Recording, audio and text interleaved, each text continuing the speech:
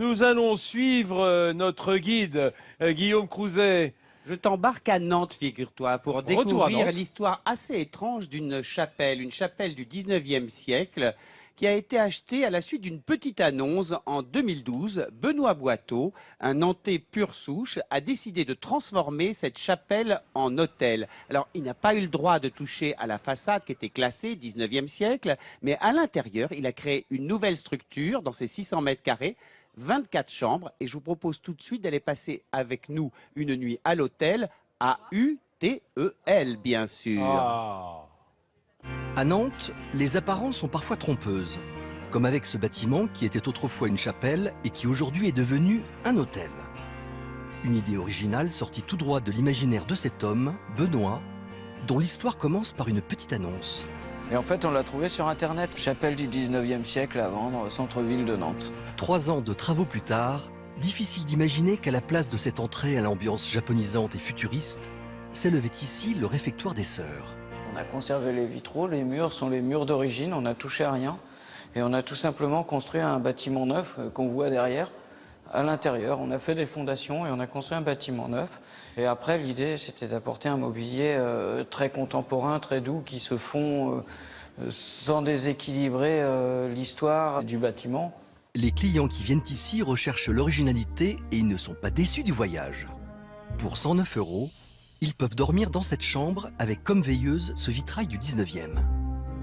Dans chaque chambre, on retrouve différents éléments de la chapelle. En l'occurrence, celle-ci a la particularité, on retrouve les rosaces ici de la chapelle. On peut aussi retrouver, si vous regardez juste là, les chapiteaux où étaient posées les statues, la naissance des voûtes. Encore plus original, cette chambre aux allures de petits cocons située dans une des absides de la chapelle.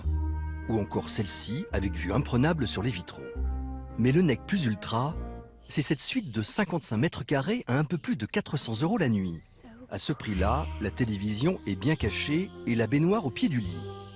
Un lieu de rêve qu'a testé la veille la plus française des chanteuses de jazz américaines, Didi Bridgewater.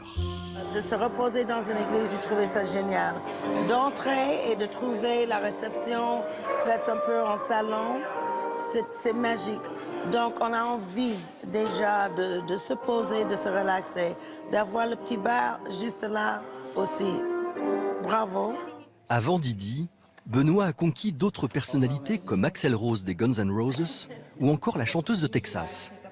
L'américaine allonge ainsi la liste des ouailles de ce prêcheur pas tout à fait comme les autres. Alors, il a fallu 3 ans de travaux pour parvenir à cette reconversion. Et tu sais, Vincent, autrefois, cette chapelle, au 19e siècle, elle appartenait à une congrégation, celle des filles de la sagesse. Tu avoueras tout de même qu'il faut être un peu fou pour réussir un tel changement. Je sais pas, ça vous dirait d'aller passer une nuit là-bas? Tiens, par exemple, toi, Hélène, est-ce que ça te dirait d'aller là? Moi, j'adorerais, mais alors il y a aussi ma petite sœur, elle a fait sa nuit de noces dans cette... elle est de Nantes, donc elle a fait sa nuit de noces dans cet hôtel-là. Ah bon? Ouais, c'est vraiment, c'est un hôtel qui est très prisé là-bas pour les jeunes couples.